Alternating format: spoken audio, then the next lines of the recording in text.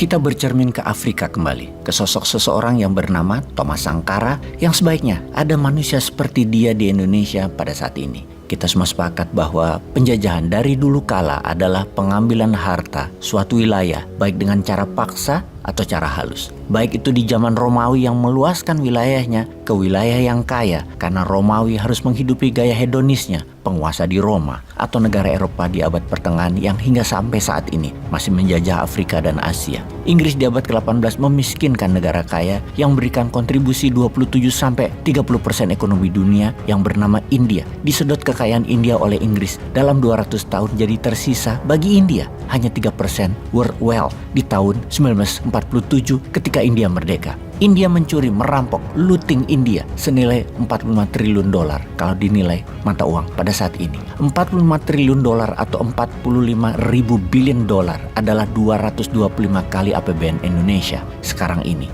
Nusantara disedot oleh Belanda, yang mana salah satunya membuat Rotterdam menjadi wilayah perdagangan rempah dunia. Kemudian Amsterdam, New Yorknya Eropa waktu itu. Ada kira-kira 20 triliun dolar kekayaan Indonesia. Dihitung nilai sekarang atau senilai 100 kali APBN Indonesia. Yang harusnya kita bukan hanya tuntut itu Belanda, tapi perangi Belanda itu. Memang kita ini bodoh juga sih awalnya, yang disadarkan ketika pemuda Indonesia 1928 mengatakannya, dan puncaknya 1945 Indonesia merdeka. Namun ada fakta miris, hingga saat ini kekayaan ribuan triliun masih diambil asing. Seperti selama 40 tahun terutama Amerika yang menyedot kekayaan Indonesia. Kemudian ditambah lagi 10 tahun terakhir Tiongkok juga menyedot kekayaan Indonesia. Sungguh kemakmuran yang didapat Belanda sebagai negara mediocre waktu itu menjadi negara penguasa dunia di tahun 1600-an hingga 1850-an. Sungguh di abad pertengahan adalah Amerikanya dunia. Kekayaan itu terbesar didapat adalah dari menyedot kekayaan hasil alam Nusantara. Saat ini Tiongkok mendapatkan lebih dari 10.000 triliun rupiah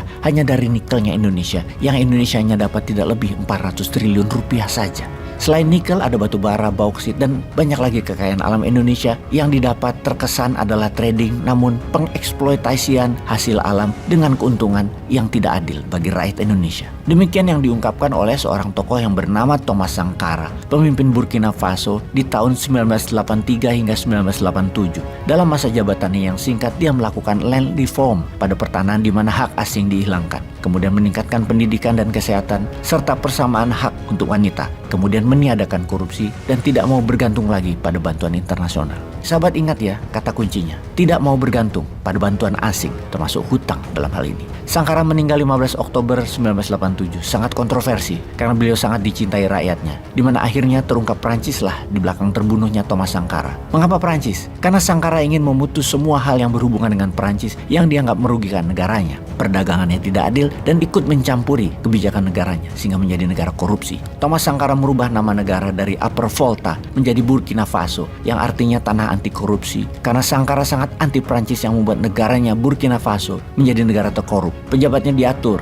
dibayar agar perusahaan Prancis bisa dapat kemudahan fasilitas, dapat pajak bebas, tenaga kerja Prancis kerja di perusahaan Prancis, mendapatkan hak ekspor bebas, sumber daya alam Burkina Faso habis, tapi rakyat tetap miskin, Prancis tambah kaya. Tindakan yang melawan Prancis berujung kematiannya. Ada sebuah quote yang Sankara ucapkan yang menjadi ramalan di ujung usianya. Dia berkata, seorang revolusioner mungkin bisa mati, namun pikirannya tidak akan mati, akan terus hidup selamanya. Ucapan Thomas Sankara agaknya menjadi kenyataan. Selang beberapa bulan setelah kematiannya, seorang bayi lahir. Bayi itu bernama Ibrahim Traoré, yang kemudian hari saat ini, di mana 9 bulan yang lalu, Ibrahim Traoré menjadi presiden Burkina Faso, presiden termuda di dunia berusia 34 tahun. Dia bukan presiden biasa-biasa saja. Pemikirannya tentang Afrika berbeda dengan yang lainnya. Dia juga bekerja melayani masyarakat serta berpikir seperti Thomas Sankara. Pada saat kehadirannya mengkudeta pemimpin sebelumnya, rakyat langsung simpati karena wujud dan penampilannya seakan reinkarnasi kelahiran kembali Thomas Sankara. Bahkan keduanya sama-sama berpangkat kapten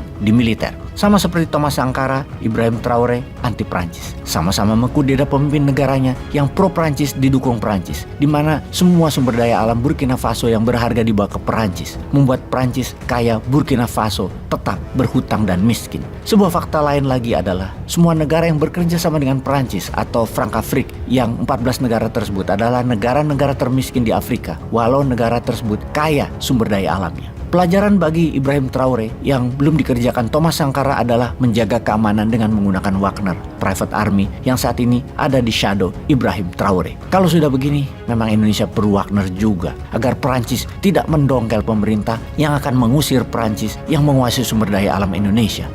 Ini kita lagi ngomongin Burkina Faso kan ya? Sampai lupa kebayang Perancis yang di Indonesia.